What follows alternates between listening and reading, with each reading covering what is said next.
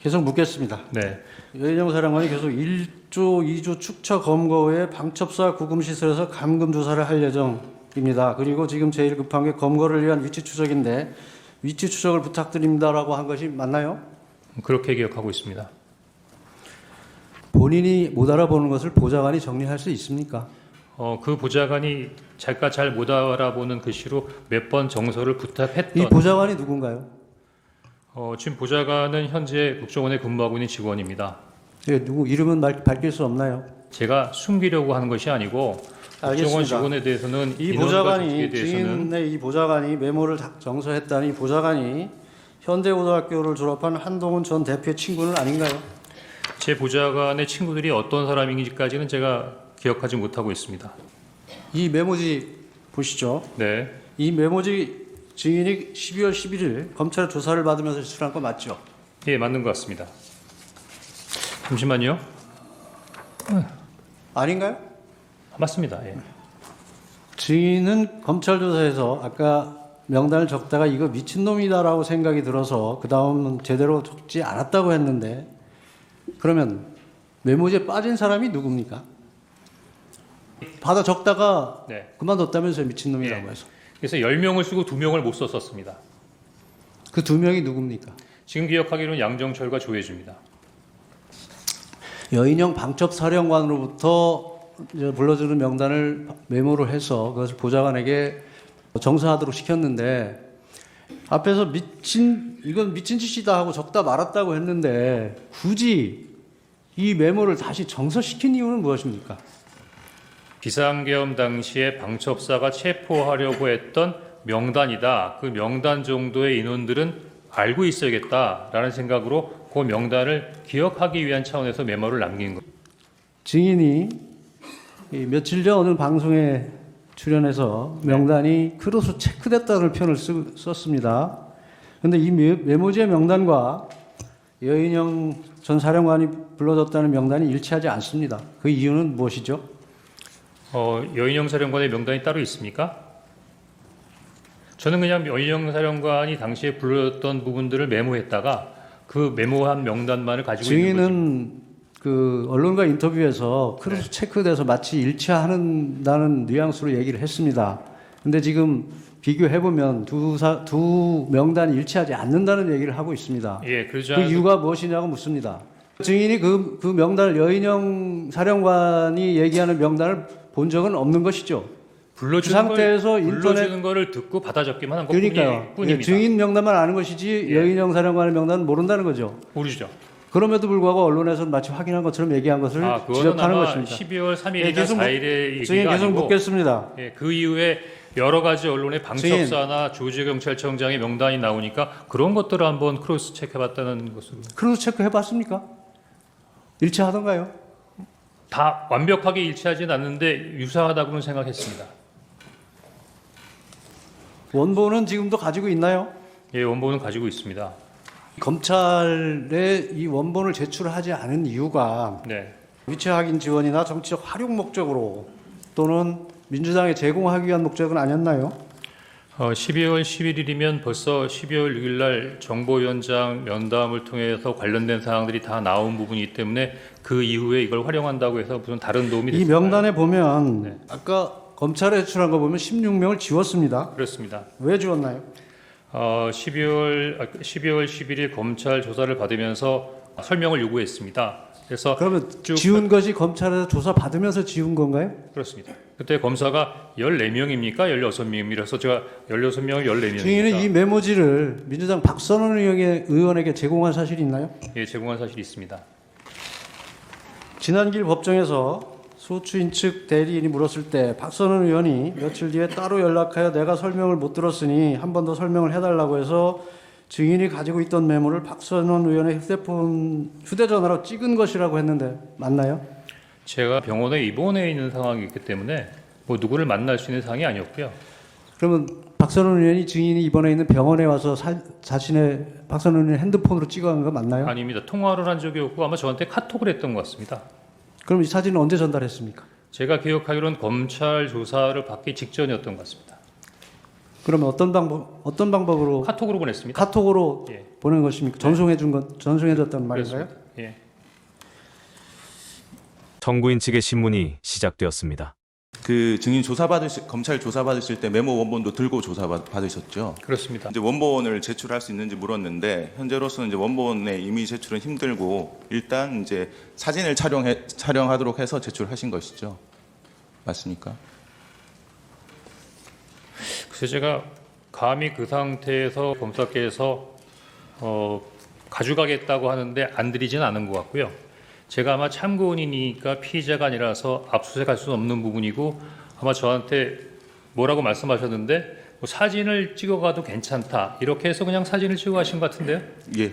그 다음에 경찰에서도 와서 그 사진을 찍었는데 그 검찰은 또 특이하게 이메일을 통해서 police.co.kr이라고 하는 무슨 이메일을 보내서 글로 넣어야 증거 효력이 있다고 해서 그래서 전 요즘에는 다 디지털식으로 증거를 수집하는 줄 알았습니다. 예. 그 증인은 그 당일 그 계엄 당일에 조태용 국정원장에게 보고하시면서 대통령으로부터 전화를 받았습니다. 대통령께서 원장님이 미국 출장을 가셨는지 아셨나 봅니다라고 이제 말씀하신 것 같은데 그 이유가 대통령이 증인에게 이제 직접 전화하신 것에 대해서 나름대로 조태용 국정원장이 기분 상하도록 하지 않도록 하기 위한 그런 차원이었습니까? 사전에 뭘 얘기한 게 아니라 그냥 추정으로 얘기한 거고요. 그런 거 아니면 나한테 전화할 이유가 없는데라는 어떤 그런 뉘앙스로 원장님께 말씀드려서 말씀드립니다. 예, 알겠습니다. 그 피청구인은 그 2월 4일 심판정에서 이제 이렇게 말씀을 하셨습니다. 이제 피청구인이 증인에게 계엄 관련해서 방첩사를 도와주라고 이제 지시를 안 하셨다는 취지로 만약에 계엄 관련해서 방첩사를 도와주라고 지시하는 것이라면 피청구인이 접사령관에게 직접 전화를 해서 애로사항이 있으면 국정원 1차장에게 통화를 했으니 국정원 1차장에게 전화를 하라고 말했어야 하는데 방첩사령관에게 전화를 직접 하지 않았다 이런 취지로 말씀을 하셨어요. 그런데 그 증인은 피청구인이 비상계엄 당일에 12월 3일 23시 무렵입니다. 그 여인영 방첩사령관에게 2차례 직접 전화하신 사실을 알고 계신가요? 그 당시로서는 제가 하고 있는 거 이외에는 다른 내용들을 알 수 있는 상황은 아니었습니다. 예. 증인이 여인영 사령관하고 통화를 하셨는데 그때 여인영 사령관이 피청구인과 직접 통화를 했다 이런 얘기는 하지 않던가요? 그런 얘기는 없었습니다. 예. 여인영 사령관은 이렇게 진술을 합니다. 여기 보시면 여인영 사령관은 피청구인과 두 번째 전화를 한 내용에 관해서 출동 준비 중이다 이런 얘기를 드렸던 것 같습니다. 이렇게 진술을 했습니다. 여기서 출동의 의미는 여인영이 증인에게 말한 체포조 출동을 말하는 것으로 보이는데 어떻습니까? 기관이 다르기 때문에 제가 해석하는 것은 적절치 않은 것 같습니다. 예. 증인 아까 이제 말씀할 기회가 없으셨던 것 같은데 이 메모의 작성 경위에 대해서 간략하게 설명을 해주실 수 있으십니까? 제가 전달했던 첫 번째 거를 올려주시고요. 문서나 메모라고 하는 거는 중요도와 필요에 의해서 만드는 부분인데 저는 사실 지금처럼 이 메모가 중요한 부분에 있어 가치를 갖는 증거가 될 수라고는 당시로서는 전혀 생각을 못했습니다. 그리고 12월 4일 날 오후 4시에 지금 기억이 나는 게 야, 너 머리 똑똑한데 한번 적어봐 뭐 이렇게 얘기를 했던 것 같은데 한번 복기를 시켜봤습니다. 지금 생각해 보면은 우리 그 변호인께서 왜 그런 일을 했냐라고 하시는 부분도 이해가 되는데 보좌관하고는 어떤 뭐 이런 부분에 있어서 몇 번에 있어 일이 있었기 때문에 과히 뭐 새로운 일은 아니었고요.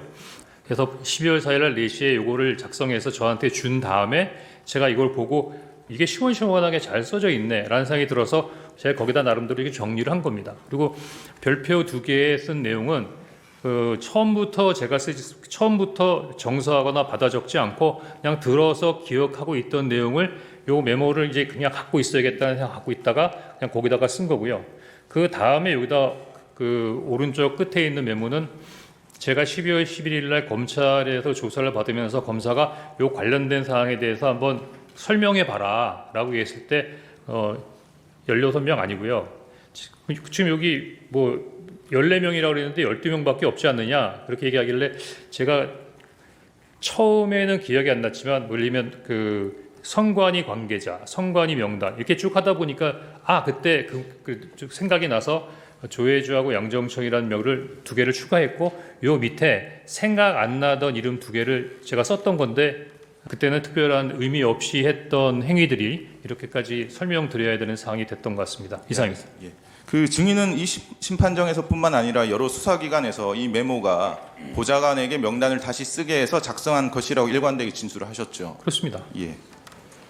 여인영 사령관은 검찰 조사에서 체포자 명단이 언론에 보도된 14명이 맞을 것 같다라고 진술을 하셨고요.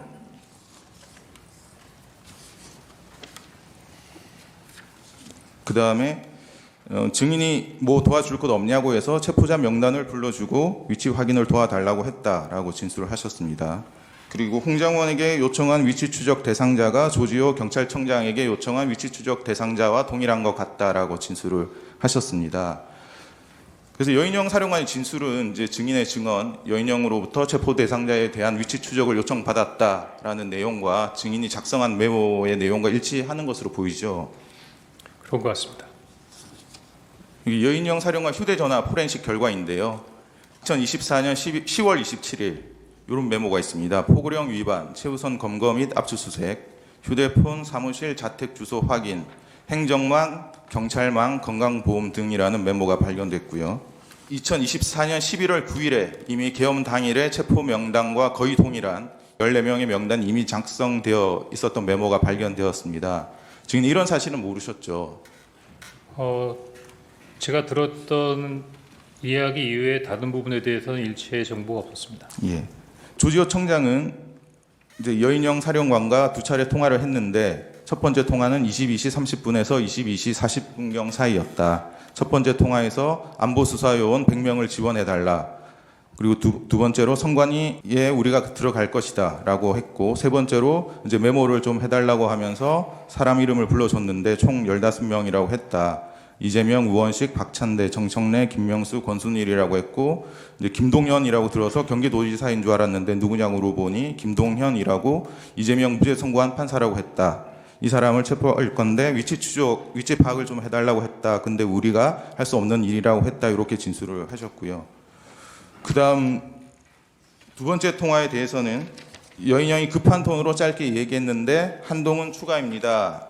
라고 말했다고 진술을 하셨습니다. 조지호 진술 내용도 증인이 메모에 기재한 그 체포 명단과 거의 일치하는 것으로 보이죠. 명단을 직접 맞습니까? 읽어보지 않아서 그렇습니다만 언론에서 나온 걸로 보니까 좀 유사하다고 느꼈습니다. 예. 그 여인영은 검찰 조사에서 김용현으로부터 뭐 10명 정도 머릿속에 있었는데 장관님께 또 전화가 왔습니다. 이 3명부터 잡아라 라고 얘기를 들었고 그 3명이 이재명, 한동훈, 우원식이었습니다.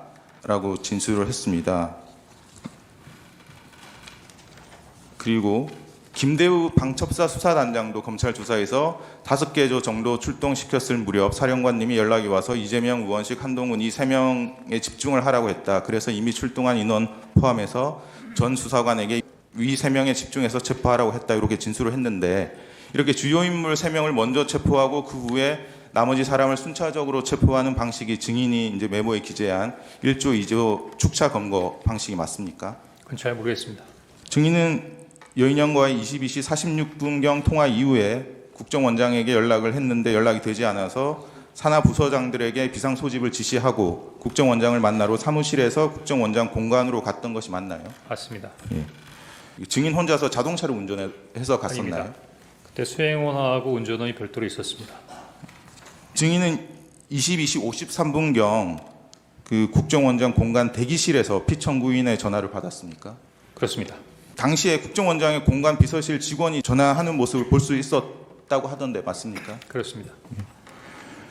그 증인은 그러면 53분경에 전화를 했으니까 54분경 또는 55분경에 피청구인과의 통화를 마치고 공간 밖으로 나왔죠. 네.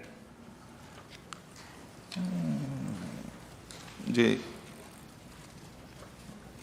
증인인 여인영과 두 차례 통화를 했는데 이제 두 통화의 시간 차이가 8분밖에 되지 않고 그래서 통화 장소와 통화 내용을 정확하게 구별하지 않고 이제 축약해서 통화 내용을 섞어서 진술한 것으로 보이는데 맞습니까? 예, 방금 설명드린 대로 그렇게 진술을 했습니다.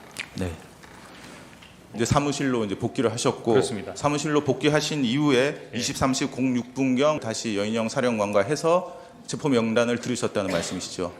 예, 그렇게 기억됩니다. 그 조태용 국정원장의 이제 통화 내용을 보면 신성범 정보위원장, 성일종 국방위원장과 통화한 내역이 많이 있는데 이제 국정원장과 국정원 1차장 등 이제 국정원 정무직들이 정보위원회, 국방위원회 위원장, 여당 간사, 여당 야당 간사들과 연락하는 것이 뭐 특별히 이례적인 일은 아니죠. 네, 그렇게 생각합니다. 이제 피청구인 측에서는 이제 증인이 계속 야당 쪽과 연락한 것을 이제 이상하게 탄핵 공작이다 이렇게 주장을 하고 있는데 그 조태용 국정원장의 통화 내역을 보면 그 계엄 전날 12월 2일 17시 51분 경에 이제 영부인과 문자 메시지도 주고받고요. 그리고 계엄 당일인 12월 3일 오전 09시 49분 경에도 메시지를 주고받습니다. 그 이례적인 것으로 치자면 국정원장이 영부인과 업무적이든 사적이든 연락을 주고받는 것이 훨씬 더 이례적인 일 아닙니까? 제가 평가할 사항은 아닌 것 같습니다. 예. 다시 피청구인 측의 재신문이 시작되었습니다. 그러면 증인이 여인영 사령관으로부터 위치 추적 요청을 받았을 때, 네. 위치 추적 확인이든 요청을 받았을 때, 그러면 위치 추적을 하려고 했습니까? 아니면 여인영 사령관에게 뭐라고 답변을 했습니까? 거기에 대한 답은 하지 않고 다 명단을 들은 다음에 어떻게 해? 라고 물었습니다. 어떻게 해? 했더니 저에게 직접 전화를 주십시오. 이렇게 이야기했던 것으로 기억됩니다. 결국 결론적으로 보면 증인이 할 수 없는 일을 요청받았다는 것이네요. 그렇다면 증인은 그건 우리가 할 수 없는 일이다라고 분명히 얘기했어야 될 것이고, 특히 이게 미친 짓이다까지 생각이 들었는데 그거에 대해서 어떻게 해라고 묻는 것이 상식에 부합하나요? 만약에 여인영 사령관이 저에게 그랬다면 아마 제가 혼을 냈겠죠. 그런데 그 전에 지시를 받았지 않습니까? 그 부분에 대해서는 고민을 했습니다. 그 전에 대통령께서 지시를 했다는 말씀인가요? 그렇습니다. 그때 대통령께서 증인과 여인영 사령관이 육사 선후배라는 얘기를 한 워딩이 기억나시나요? 기억 안 납니다. 증인에게 무슨 체포 지시를 한다는 것이 말이 된다고 생각하시나요? 저도 지금까지 그게 궁금합니다. 대공수사권도 없는데 체포 지시를 한다. 이것이 말이 되지 않는 것이고, 우선 대통령께서는 증인과 방첩사령관이 육사 선후배이고 방첩사령부에서 간첩 수사를 할 경우 국정원에서 가지고 있는 대공용의점 정보를 제공하고 방첩사 여건이 열악하니 국정원에서 지원하라는 취지로 얘기를 하셨다고 합니다. 그것을 증인은 일방적으로 누구를 체포하라는 지시로 받아들였다는 것인가요? 증인도 지난번 증언에서 목적어가 없다고 얘기한 건 맞죠? 맞습니다. 그것을 단순히 대통령과의 통화 후에, 그것도 여인영 사령관이 먼저 전화를 한 것도 아니고 증인이 여인영 사령관에게 전화해서 무엇을 할 것인지 물어보고 두 사람 간의 연결을 증인 마음대로 한 것 아닌가요? 그렇게 생각하기에는 전화통화의 내용과 이어서 여인영 사령관의 얘기를 분리해서 생각하기에는 좀 논리적으로 어려웠다 이렇게 생각됩니다. 그거는 증인이 특정 목적을 가지고 억지로 자꾸 깨워 맞춘다고밖에 생각되지 않는데 어떤가요? 그럼 변호인님, 제가 좀 모자라서 그러는데 당시에 어떻게 이해했던 것이 옳은지 한번 말씀해 주시겠습니까? 아닙니다. 청구인 측 재신문이 시작되었습니다. 아까 대통령한테 그날 처음 전화 받았을 때 있잖아요. 네, 전화를 드린 거죠. 처음에는 못 받았고 대통령이 전화했을 때는 못 받았고 8시 22분에는 제가 전화를 드린 드렸고요. 거죠, 그죠? 그때 예. 그때 첫 통화를 하신 거 아닙니까? 네, 그때 대통령이 증인한테 원장은 미국 가 계시죠? 뭐 이런 질문을 하던가요? 그 내용은 기억 안 납니다. 그 아까도 뭐 잠깐 얘기가 나왔는데 그 원장한테 처음 보고할 때 대통령이 원장은 미국 가 계신 줄 아셨나 봅니다. 이렇게 얘기를 하셨다고 그렇습니다. 그랬잖아요. 예. 그 만약에 대통령한테 그런 언급을 직접 구체적으로 들었다면 이 얘기를 어떻게 하셨을 것 같아요? 미국 간 줄 아시더라고요. 뭐 이 정도가 되지 않을까요? 예, 맞습니다. 아셨나 봅니다라는 건 증인이 짐작해서 그렇게 얘기하셨다는 거죠. 증인 처음에 대통령한테 전화 받고 이번 기회에 싹 다 잡아들여라. 대상은 특정이 안 된 채로 그 얘기를 듣고 여인영하고 통화하기 전에는 검찰에서 어떻게 진술하셨냐면 이게 대상이 짐작으로는 반국가 세력 뭐 그런 간첩단이나 이런 사건이 터졌나 있었나 방첩사에서 그렇게 짐작하셨다고 얘기를 하셨어요. 예, 방첩사에 사건이 있는가 그렇게 생각했습니다. 방첩사에. 예. 그런데 그날은 아마 그럴 경황이 없었을 테고 나중에라도 이 대통령 비상계엄 선포하는 대국민 담화문 찬찬히 한번 보신 적 있습니까? 그 외에도 여러 가지 일들이 많아서 담화물을 챙겨볼 수 있는 기회는 없었습니다. 지금이라도 한번 보십시오. 보면 예, 계엄 선포 이후로 반국가 세력이라는 말을 한 4-5번 쓰고 있습니다. 그리고 어떤 때는 국회라고 하기도 하고 민주당이라고 하기도 하고 어떤 대목에는 반국가 세력 앞에 종북이라고 붙여져 있어요. 이 반국가 계엄 선포문하고 연결시켜 보면 증인이 처음에 그 짐작했던 반국가 세력이 여인영한테 들은 명단하고 다른 얘기가 아닌 것 같거든요. 그런 생각은 안 해보셨어요? 피청구인이 이 대국민 담화문에서 얘기하고 있는 반국가 세력은 글쎄 그 증인은 뭐 그 당시에는 그걸 모르셨다니까 나중에라도 한번 보시고 예, 그렇게 판단해 하겠습니다. 보십시오. 네, 혹시 그 방첩사에 구금 시설이 있다라는 거 없다라는 거 알고 계셨나요? 모릅니다. 즉 이게 김대우 그 방첩 수사단장 진술조서인데요. 그리고 나서 사령관님이 저한테 구금 시설이 어디 있냐면서 방첩사에 구금 시설이 있냐고 물어보았습니다. 이런 표현이 있습니다. 이걸로 보면 이제 증인께서 기재한 그 부분을 듣고 기재했다라고 보이는데 특별히 이 부분에 대해서 기억이 있으십니까? 방첩사 구금 시설 이 부분에 대해서? 지금 수사단장이 얘기했던 이 내용이 저와의 대화와 관계가 있습니까? 지금 그 저번 증인 신문 때 네, 그 방첩사 구금 시설이 없는데 네, 왜 증인은 그런 메모를 했느냐고 그래가지고 좀 신빙성에 의심을 받았지 않습니까? 예, 그래서 제가 모른다고 했습니다. 그러셨죠? 예, 예. 혹시 이 메모를 작성할 때 네. 그 체포자 명단에 대해서 여인영 사령관 말고 네. 다른 분한테 혹시 들은 것은 있나요? 체포자 명단 관련돼서는 예. 여인영 사령관에게만 들었습니다. 메모에 보면 네, 네, 권순일 그 전 대법관하고 네, 그다음에 정청래 사법위원장이 같이 기재돼 있습니다. 네, 네, 근데 이제 다른 많은 메모들이 있는데 네, 이 두 분이 같이 기재돼 있거나 네. 같이 언급된 수사 기록이 없어서 그래요.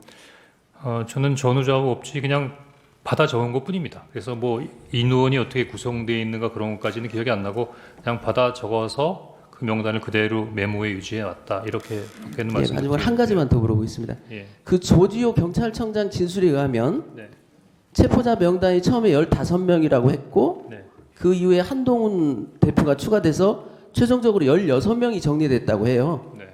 근데 증인 메모에 보면 16명인가 14명인가 둘 다 기록돼 있고 네, 오히려 16명이 삭제됐는데 네, 혹시 검찰 조사를 받으면서 네.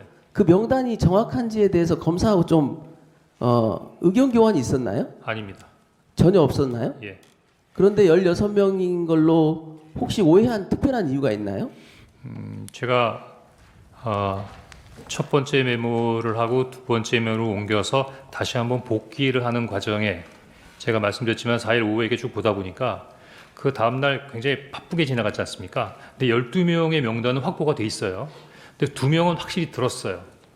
근데 12명의 명단도 한 10명 정도밖에 안 적었기 때문에 10명 적고 생각나는 거 2명 더 적고 2명은 생각이 잘 안 나고 근데 가만히 생각해 보다 보니까 그 순서로 뭐 그 이후에 몇 번 더 있었던 것 같은 그 잔상이 좀 남았던 것 같아서 혹시라도 내가 지금 현재 기억하는 건 14명인데 16명까지도 불러준 게 아닐까라고 추정했던 겁니다. 그러니까 그때 이제 여인영 방첩 사령관으로부터 들은 명단이 네.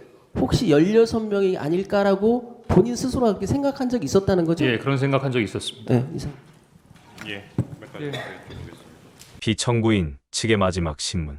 여인영 사령관이 먼저 증인에게 전화를 해서 요청을 해야 되는 것입니다. 그런데 증인은 별로 협조적이지 않은 여인영 사령관에게 전화해서 무슨 뭘 도와줄 것을 얘기하고 있습니다. 이게 논리적으로 맞다고 생각을 하시나요? 저는 여인영 사령관에게 전화하고 싶은 마음 전혀 없었고 또 여인영 사령관에게 뭘 도와줘야겠다고 생각한 적도 없습니다.